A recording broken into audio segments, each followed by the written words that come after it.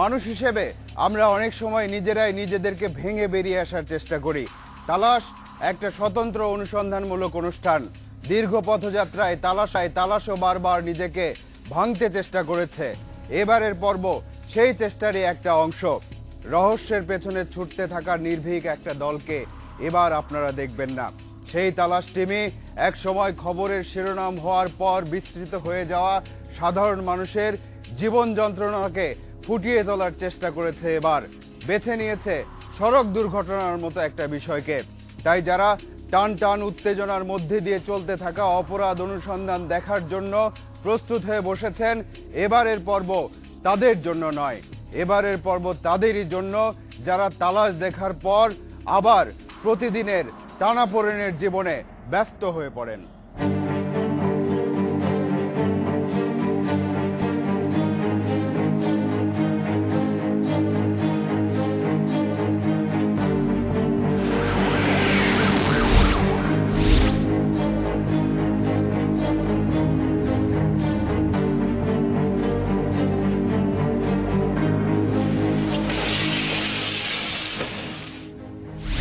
একটা প্রবাদ শুনেছিলাম, পথে নামলে নাকি পথিকের গন্তব্য চিনিয়ে দেয়। কোন বিশেষ উদ্দেশ্যে এ কথা বলা হয়েছিল জানি না, কিন্তু বাংলাদেশে পথে নামলে সে পথ এক এক সময় এক এক গন্তব্য চিনিয়ে দেয়। এটা ঘোর নয়, খবরের নিয়মিত অংশ। একটা পথ যখন একই সাথে অনেক মানুষকে মৃত্যুর দুয়ার পর্যন্ত পৌঁছে দেয়, তখন সেটা প্রধান খবর হয়ে যায়। তেমনি বড় খবর হয়ে ওঠা একটা সড়ক দুর্ঘটনাকে এবার উদাহরণ হিসেবে বেছে নিয়েছি আমরা। তখন বিকেল প্রায় 3:30। রাজশাহীগামী কেয়া পরিবহন একটা মালবাহী ট্রাককে ওভারটেক করতে গেলে বিপরীত দিক থেকে আসা অথই পরিবহনের সাথে মুখোমুখি সংঘর্ষ হয়। রাস্তার উপর ছিটকে পড়েও হয়তো কেউ কেউ বেঁচে যেত, কিন্তু অন্য একটি দ্রুতগামী বাস চলে যায় তাদের উপর দিয়ে। মর্মান্তিক এ দুর্ঘটনায় 36 জনের জীবন যায়।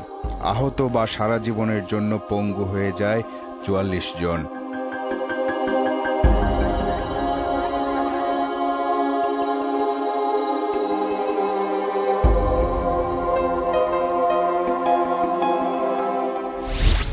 ঘটনার সময় তারা খবরের শিরোনাম ছিল, গুরুত্বপূর্ণ খবর ছিল আরো 2-1 দিন। তারপর এক সময় তারা খবর থেকেও বাদ পড়ে যায়। যারা মারা গেল তাদের পরিবার কি অবস্থায় থাকলো, যারা পঙ্গু হলো তাদের জীবন যন্ত্রণা কেমন, সে খবর আর কেউ রাখে না। একটু আগে আপনারা যে দুর্ঘটনার কথা শুনেছেন সেটারও অনেক দিন হয়ে গেল। কেমন আছে মানুষগুলো?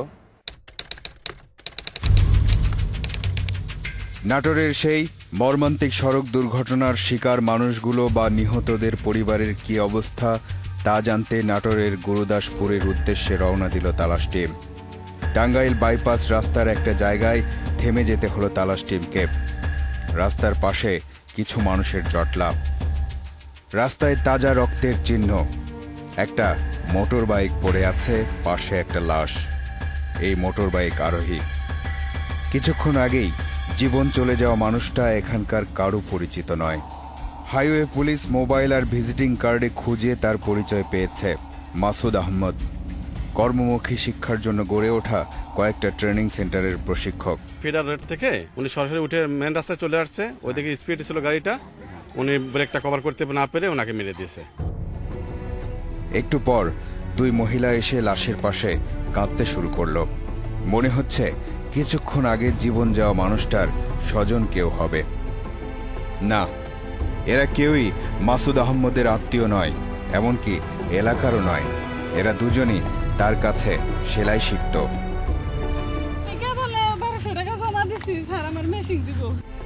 তার মানে একজনের মৃত্যু অনেক মানুষের জীবনেই প্রভাব ফেলে যায়। পথে কখন কোথায় কার মৃত্যু ওত পেতে থাকে কেউ জানে না। যে ব্যক্তি সড়ক দুর্ঘটনায় মারা গেল তার পরিবারও তো অপেক্ষায় ছিল। গন্তব্য এতটা সহজ নয় জন্যই হয়তো পথের মধ্যে আমাদেরকেও এমন মৃত্যু দেখতে হলো। কিন্তু এ মৃত্যু কোনো খবরে স্থান পাবে কিনা জানি না।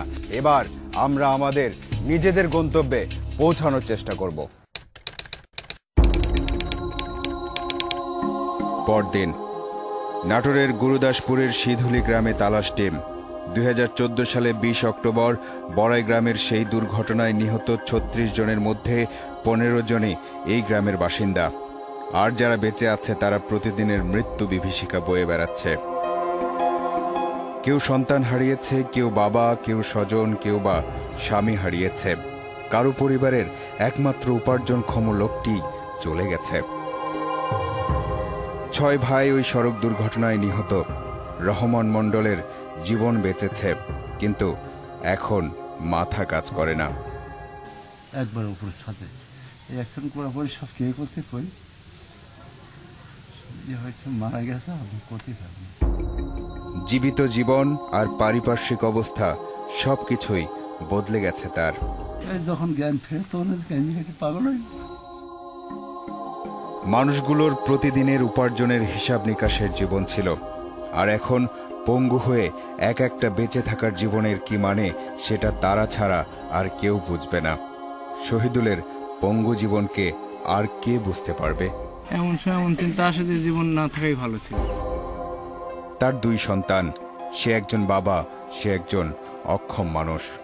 কিন্তু যদি একটু ভালো লাগতে লাগলে যদি বাচ্চা এসে দাঁড়ায়, যারা জিনিসের লাগে একটু আবদার করে একটু খারাপ লাগে। যারা ওই দুর্ঘটনায় মারা গেছে, বাস্তব অবস্থা বিবেচনা করলে বলতেই হয় যে তারা মরে বেঁচেই গেছে। কিন্তু যারা পঙ্গু হয়ে বেঁচে আছে, তাদের জীবন যন্ত্রণা মৃত্যুর চেয়েও ভয়াবহ। নওগাঁর নূর মোহাম্মদ রাজধানীর শাহ আলী মাজারে ভিক্ষা করে। 8 বছর আগে মিরপুর বেড়িবাঁধ এলাকায় এক সড়ক দুর্ঘটনায় তার এক পা গেছে। একটা দুর্ঘটনা একজন সামর্থ্যবান মানুষকে ভিক্ষুক বানিয়ে দিয়েছে। 2 বছর তিনি নামিয়েছি, এখন কি করব, পেটে তার মানে না। নূর মোহাম্মদের শুধু পাই যায়নি, জীবন, সংসার সবকিছুই তছনছ হয়ে গেছে। আমার একটা মা আছে আর একটা মেয়ে আছে, গেছে গা আগে। কেন ন্যাংরা ভাত খাইতাম না। এমন নূর মোহাম্মদরা সবসময় আশেপাশেই থাকে। কখনো অনেকের পরিবারের সদস্য বা স্বজনরাও এক একজন নূর মোহাম্মদ হয়ে যায়। জাতীয় অর্থোপেডিক বা পঙ্গু হাসপাতাল। এই যে গুলজার হোসেন, গাইবান্ধার গোবিন্দগঞ্জের একজন এনজিও কর্মী। মোটর সাইকেলে অফিস থেকে বাড়ি ফেরার পথে সড়ক দুর্ঘটনার সময় একটা ট্রাক চলে গেছে তার ডান পায়ের উপর দিয়ে। ট্রাক চাপা দিয়ে চলে গেলে পারে, তখন এখন আমি খালি টাকা দিই, আমার ওলিগা খালি ওলিগা ইয়া তারপর। গুলজারের এখন এক পা। রোড নিয়ন্ত্রণ করতে পারলেই আমাদের অ্যাক্সিডেন্ট এত হতো না। শুধু নাম আর বয়স বদলায়, পরিণতির হেরফের হয় না খুব একটা। পঙ্গু হাসপাতালেই গুলজারের পাশের বিছানায় 14-15 বছর বয়সী ছেলেটার নাম রনি। গুলজারের পা হারানোর কারণ যে পরিবহন, বয়স যত কমই হোক সেই পরিবহন বা ট্রাকই চালায় রনি। সেও একদিন দুর্ঘটনায় পড়েছে, সেও নিজেকে রক্ষা করতে পারেনি। ওনার চোখে ঘুমাচ্ছিল আর কি, এই জন্য উনি মেরে দিছে।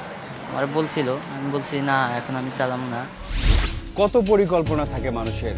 যে মানুষ বাড়ি থেকে বের হয়, সে আবার বাড়িতে ফিরে কি করবে সেটাও হয়তো বলে যায়। কিন্তু সবাই কি ফেরে? সবার যাত্রা কি আনন্দে শেষ হয়? যারা ভাইয়ের বিয়েতে আনন্দ করতে যাচ্ছিল, তারা কি আসলেই সবাই পৌঁছাতে পারলো?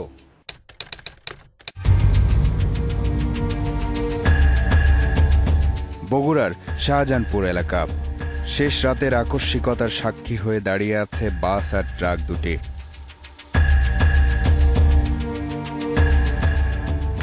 আব্দুল সাত্তার নামের একজনকে পাওয়া গেল। সে তার ব্যাগ খুঁজতে এসেছে। একটু চোখে ঘুম ছিল আর কি, ঘুমের থেকে ওইটা দেখি যে কিরে সামনে ব্লক, ছেলেটা একটু সম্ভবত কোমর ভাঙছে আর কিছু ব্লিডিং হয়েছে, কিন্তু ওয়াইফের অবস্থা ভালো না।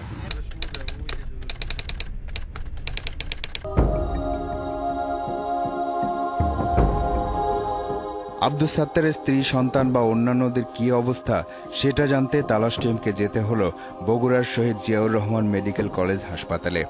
ওই দুর্ঘটনায় মারাত্মক আহতদের মধ্যে আব্দুল সাত্তারের স্ত্রীও আছে। জীবন মৃত্যুর সন্ধিক্ষণে তারা। আব্দুস সাত্তারের স্ত্রী লাকির শেষ পরিণতি কি হয়েছিল জানা যায়নি। ভিন্ন একটা ওয়ার্ডে তার শিশু সন্তান ফাহিমের ভাঙা পায়ের চিকিৎসা চলছিল। আর ফাহিমের মাথার কাছে যে লোকটি বসেছিল তার জীবনের একটা বড় ওলটপালট হয়ে গেল এই দুর্ঘটনায়। যাত্রাবাড়ি থেকে আমাদের এখানে এসেছিলাম, আমার বাড়িতে বিয়ে অনুষ্ঠানে। আপনার কবে? শুক্রবার।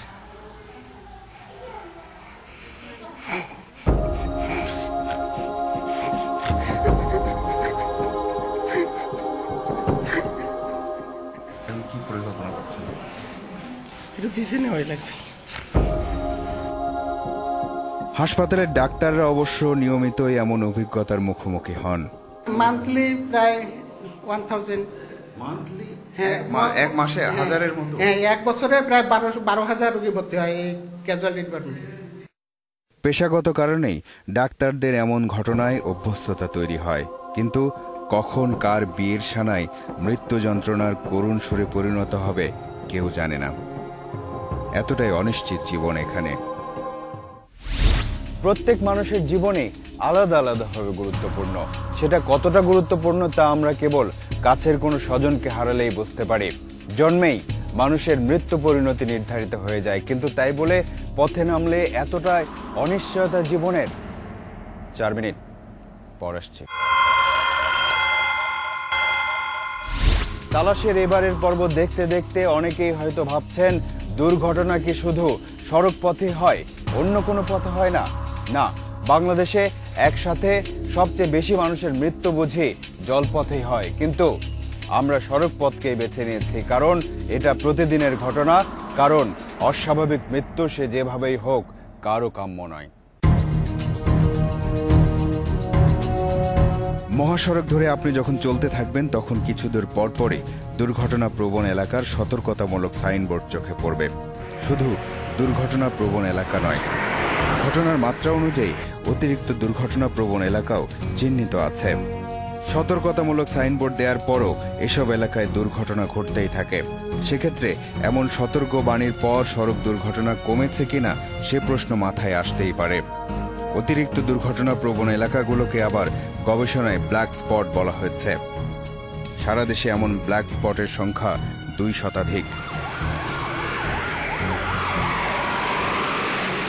ব্ল্যাক স্পটগুলি বেসিক্যালি আপনার বাঘ, অন্ধ বাঘ এই সময়, অথবা বাজার, হাট বাজারের পাশে, এইগুলো কিন্তু ট্রিটমেন্টের জন্য বেশি টাকাও প্রয়োজন হয় না।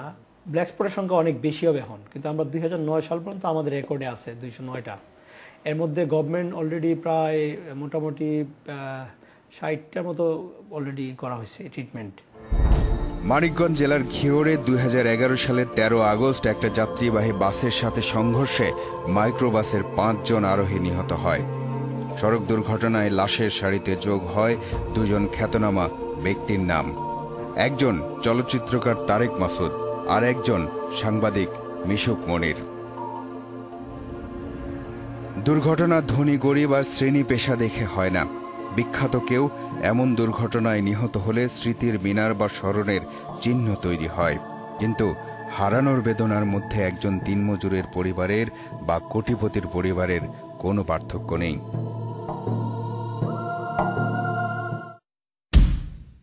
বাংলাদেশে সড়ক দুর্ঘটনায় মৃতের সংখ্যা নিয়ে এক গবেষণা বলছে 2012 সালে সড়ক দুর্ঘটনায় নিহতের সংখ্যা প্রায় 9,500। 2013 সালে তার সংখ্যা কমে প্রায় 5,000-এ নেমে আসে। 2014 সালে আবার বেড়ে প্রায় 6,500 হয়ে যায়। আহতের সংখ্যা আরও অনেক বেশি। 2012 সালে সড়ক দুর্ঘটনায় আহত হয়েছে 18,000-এর বেশি মানুষ। 2013 সালে প্রায় 9,000, আর 2014 সালে প্রায় 11,000 মানুষ সড়ক দুর্ঘটনায় আহত হয়েছে।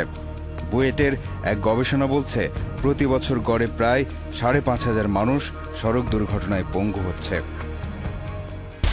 একটা বিশেষ প্রতিষ্ঠান আছে সড়ক দুর্ঘটনার কারণ অনুসন্ধানের জন্য। আবার সারা দেশে কোন কোন জায়গায় বেশি সড়ক দুর্ঘটনা হয় সেটাও তো চিহ্নিত হয়েছে। নিরাপদ সড়কের জন্য তো আন্দোলনও হয়। তারপর সড়ক দুর্ঘটনায় নিহত মানুষের পরিমাণ বের করাটা সহজ সংখ্যার হিসাব, কিন্তু যারা স্বজন হারায় পঙ্গু হয়ে যাদের জীবনে মৃত্যুর বিভীষিকা নেমে আসে, তাদের ক্ষতির হিসাব করার সূত্র কার কাছে আছে? বাংলাদেশ প্রকৌশল বিশ্ববিদ্যালয় বা বুয়েটের অ্যাক্সিডেন্ট রিসার্চ ইনস্টিটিউট ARI দুর্ঘটনা বিষয়ক গবেষণা প্রতিষ্ঠান। 2012 সাল থেকে ARI এর কার্যক্রম শুরু হয়। এর প্রধান উদ্দেশ্য বাংলাদেশের সড়ক, রেল ও জলপথের দুর্ঘটনার কারণ অনুসন্ধান, বৈজ্ঞানিক গবেষণা এবং তদন্ত করা। ARI এর গবেষণা বলছে, শহরের চেয়ে গ্রামে সড়ক দুর্ঘটনার সংখ্যা বেশি। মহিলাদের চেয়ে 5 গুণ বেশি পুরুষ দুর্ঘটনায় আহত ও নিহত হয়। 26 থেকে 30 বছরের যাত্রীরা সবচেয়ে বেশি দুর্ঘটনা কবলিত। গবেষণায় উঠে এসেছে, নেশাগ্রস্ত হয়ে গাড়ি চালানোর কারণে প্রতি বছর 3000-এরও বেশি দুর্ঘটনা ঘটে। যারা হারায় তাদের চেয়ে সে বেদনা আর কে ভালো বোঝে। তাদের কেউ কেউ নিয়তি হিসেবে মেনে নেয়, কেউ কেউ প্রতিবাদে পথে নামে, কেউ কেউ প্রতিরোধে পথে নামে। সড়ক দুর্ঘটনায় স্ত্রীকে হারানোর পর নিরাপদ সড়কের জন্য 22 বছর ধরে আন্দোলন করে যাচ্ছেন ইলিয়াস কাঞ্চন। সরকার কিন্তু বাঁকা চোখে দেখত, তাদের ধারণা হলো যে কি ব্যাপার, সড়ক দুর্ঘটনা নিয়ে আবার আন্দোলন কিসের, এটা তো কারো হাত নেই, তারা এই কথাটা বলতো। আইনের যে প্রয়োগ সেটা নেয়, শাস্তির বিধানগুলো নেয়। লেখা আছে 40 কিলোমিটার গাড়ি চালাইতে, আপনি সেটা মানলেন না, আপনি 80 কিলোমিটারে চালাইলেন। তো আপনি যদি জানেন যে এর বেশি চালালে পরে মানুষ মারা যাবে, তারপর আপনি চালাইলেন, তাহলে আপনি খুন করলেন। অনেক দুর্ঘটনার পরে মৃত মানুষের জন্য ক্ষতিপূরণ পাওয়া যায়, কিন্তু কত টাকা দিলে একটা জীবন ফিরে পাওয়া যায়? কত টাকা দিলেই বা এমন ক্ষতি পূরণ করা যায়? বাংলাদেশে গাড়ির চালক হয়ে ওঠার প্রক্রিয়া বিশ্বের অন্য যে কোনো দেশের চেয়ে একটু ভিন্ন। এখানে গাড়ি চালানোর জন্য প্রাতিষ্ঠানিক প্রশিক্ষণকে তেমন পরোয়া করে না কেউই। একজনকে ওস্তাদ ডাকে, তারপরে কোনো রকম শিখে, শুধু শিখাটা, চালানোটা শিখে, আর অন্য কিছু শেখে না কিন্তু। কারণ গাড়ি চালানোর কিন্তু অনেক নিয়ম কানুন আছে, এই নিয়ম কানুনগুলো তারা জানে না। তারা শুধু গাড়িকে সামনে বাড়াতে জানে, পিছনে করতে জানে। চালকের অদক্ষতা সড়ক দুর্ঘটনার একটা বড় কারণ, কিন্তু যাত্রীদের অসতর্কতাও মৃত্যু বা পঙ্গুত্ব ডেকে নিয়ে আসে অনেক সময়। আরও কারণ আছে। বাংলাদেশের রাস্তায় সবচেয়ে বড় আতঙ্কের পরিবহনের নাম ট্রাক। সড়কে বেশিরভাগ দুর্ঘটনাতেই ট্রাকের সংশ্লিষ্টতা পাওয়া যায়। এবার বগুড়া থেকে ঢাকার দিকে আসতে থাকা একটা ট্রাকে উঠে পড়ল তালাশ টিম। সুযোগ বুঝে চালকের সাথে দু একটা কথা বলার চেষ্টা আর কি। কোনো ড্রাইভার তার ইচ্ছা করে অ্যাক্সিডেন্ট করতে চায় না। অনেক টাইমে ঘুমের কারণে রাতবেলা, রাত জায়গা, বিভিন্ন জায়গা থেকে আসা, তার কারণে কত ড্রাইভার ঘুম ধরে। তো কে কাক কাটবে এভাবে যেতে যেতে মানে অ্যাক্সিডেন্ট হয় পাড়াবাড়ির জন্য, ধরাধরির জন্য। হেল্পারদের যে গাড়ি চালায় এটা কি ঠিক? ঠিক না, আবার ঠিক, কারণ ওদেরকে আমরা ট্রেনিং দেওয়া হয়তো, এইভাবে ট্রেনিং দেওয়া হয়। আমরাও তো ওই হেল্পারই আমল থেকেই মনে করেন ড্রাইভার আছে।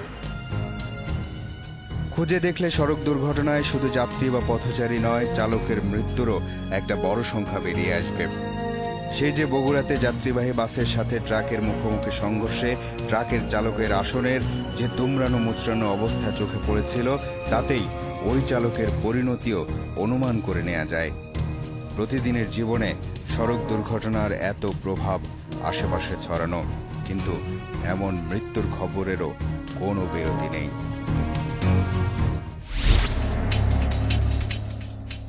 তালাশের এবারের পর্বকে প্রচলিত অনুসন্ধানমূলক অনুষ্ঠান বলা যাবে না হয়তো কোনোভাবেই। কেউ কেউ হয়তো বলবেন অনুভবমূলক, কোনো বিশেষণ না দিলেও সমস্যা নেই। হয়তো কিছুক্ষণ ভাববেন পথে মানুষের জীবনের এতটা অনিশ্চয়তা এখানে, হয়তো কিছুক্ষণ থমকে থাকবেন, তারপর আবার বেরিয়ে পড়তে হবে। কারণ মৃত্যু যেখানেই ওত পেতে থাকুক না কেন, প্রতিদিনের জীবনকে অস্বীকার করে এমন সাধ্যকার। এবার যেতে হবে। আজ চলে যাচ্ছে কিন্তু যাচ্ছে না। পরবর্তী অনুসন্ধান শেষে তালাশ টিম আবারও এসে দাঁড়াবে আপনাদের সামনে। দর্শক, আপনাদেরকে নিয়ে, আপনাদের জন্য এই অনুষ্ঠান। লিখুন এই ঠিকানায়। প্রযোজক তালাশ, ইন্ডিপেন্ডেন্ট টেলিভিশন, 149, 150, তেজগাঁও শিল্প এলাকা, ঢাকা 1208। ইমেইল করতে পারেন talash@independent24.tv এই ঠিকানায়। আপনার অনুসন্ধানী মনের দরজা জানালা খোলা রাখুন, কিছু বেরিয়ে এলে আমাদেরকে জানান। তালাশ টিম থাকবে আপনার সাথে।